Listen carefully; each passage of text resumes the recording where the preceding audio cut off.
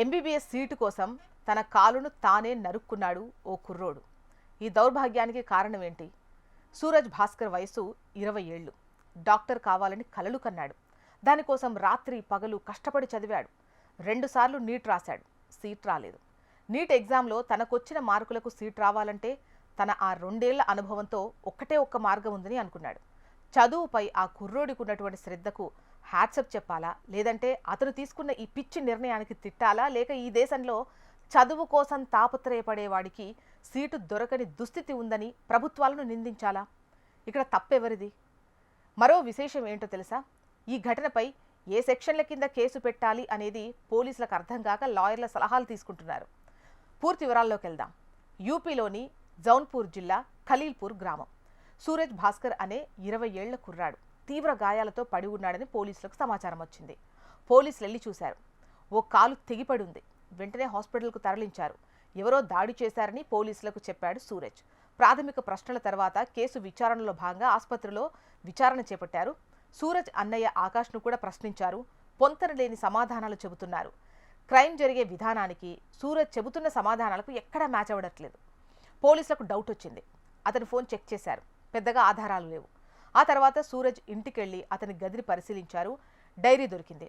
అందులో ఏముందంటే, నేను 2026లో డాక్టర్ అవుతా. అవును, ఇలాగే రాసుకున్నాడు సూరజ్. డైరీలో చాలా చోట్ల నేను 2026లో ఎంబీబీఎస్ డాక్టర్ అవుతాను అని రాసుకున్నాడు. డైరీ మొత్తం చదివిన పోలీసులు మళ్ళీ ఆసుపత్రికి వచ్చి సూరజ్ భాస్కర్ను క్వశ్చన్ చేశారు.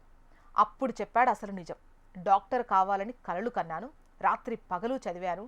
నీట్ ఎగ్జామ్ 2 సార్లు రాశాను. గవర్నమెంట్ కాలేజ్లో సీటు దొరకలేదు. ప్రైవేట్ కాలేజ్లో చదువుతామంటే అంత డబ్బు లేదు. అప్పుడు నాకు ఒకే ఒక ఐడియా వచ్చింది.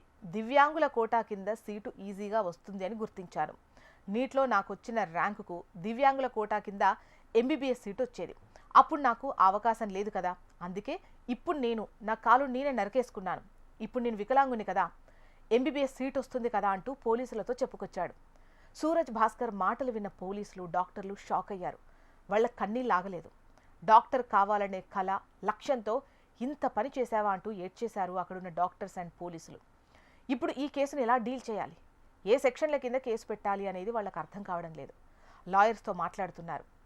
ఈ విషయాలను స్వయంగా వెల్లడించారు జౌన్పూర్ అడిషనల్ ఎస్పీ శ్రీవాస్తవ. దేశంలో మెడికల్ సీట్లకున్న డిమాండ్, అందుబాటులో ఉన్న సీట్ల సంఖ్య ఏంటో ఈ ఘటన స్పష్టం చేస్తోంది. చదువుకునే వాళ్లకు సీట్లు దొరకని దౌర్భాగ్యానికి, దరిద్రానికి కారణం ఎవరు? ప్రభుత్వ మెడికల్ కాలేజీల్లో సీట్లు దొరకవు. ప్రైవేట్ మెడికల్ కాలేజీల్లో చేరడానికి డబ్బులుండవు. చదువంటే ప్రాణం పెట్టే కుర్రోళ్లకు పరిస్థితి ఏంటి? ఈ ఘటనలో ఎవరిని నిందిద్దాం, ఎవరిది తప్పు అనే ప్రశ్నకు ఇప్పుడు ఆన్లైన్లో వైరల్ అవుతున్న ప్రశ్నలు ఎన్నో.